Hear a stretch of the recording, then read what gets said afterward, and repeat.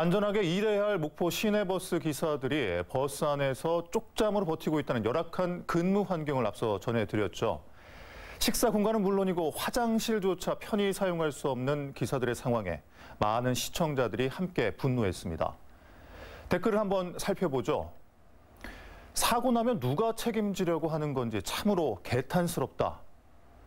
시민들의 안전을 책임지시는 분들에게 컨테이너가 말이 되나? 빠른 조치가 이루어졌으면 좋겠다. 버스기사들의 노동 환경이 조속히 개선되길 바란다는 의견들을 많이 주셨습니다. 준공영 버스 운영 체계를 구축해 공공성을 강화하겠다는 목표와는 너무 달랐던 행정. 왜 이렇게까지 허술했을까요? 목포시의 버스 노선 개편 관련 예산을 살펴보니 버스기사들의 휴게시설 등은 애초부터 고려조차 하지 않았던 것으로 드러났습니다. 서희령 기자입니다. 목포시가 당초 버스 노선 개편과 관련해 세웠던 예산은 모두 3억여 원. 내역을 살펴보겠습니다. 모두 버스 노선 개편 관련 용역에 사용됐습니다. 임시차고지 조성을 위한 금액은 9,200만 원으로 노선 개편이 최종 확정된 이후 별도로 추가 편성됐습니다. 여기에는 바닥공사 비용 8천만 원과 부지를 2년간 임대하는 비용 1,200여만 원만 명시돼 있습니다. 기사들의 안전한 운행을 위한 필수 시설인 휴게시설은 일체 계획하지 않은 채 땅만 사들인 겁니다. 목포시는 버스업체 측의 책임으로 돌리고 있습니다.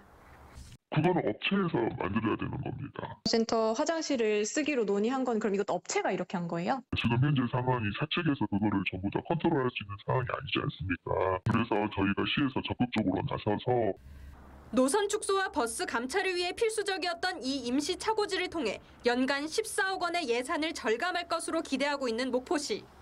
예산 절감이라는 청사진 속에 버스 기사들의 안전한 노동 환경은 고려되지 않았습니다. 논란이 된 새 차고지로 다시 가봤습니다. MBC 보도 이후 지난 주말에서야 마련된 수도시설에서 차량 청소 준비가 한창입니다. 하지만 급하게 만들다 보니 배수 시설도 없어 인근 차고지와 비교해도 열악하기만 합니다. 차량 주차를 위한 바닥 따지기 공사 역시 앞으로 한 달가량 더 걸리는데 지금도 인근 민원에 편하게 주차조차 하지 못하고 있습니다. 시동 걸어놓으면 이제 시끄럽다고 민원이 들어오는 상태고요. 그래서 차를 지금 여기다 앞에다 못 세우고 뒤편에 쭉 이렇게 세워야 되고. 전문가고 베테랑이니까 알아서 운전하시겠지 하지만 10시간가량 이렇게 운전을 하다 보면 민감해야 될 교통신호가 대응 속도가 둔감해지거나 졸음이 오거나.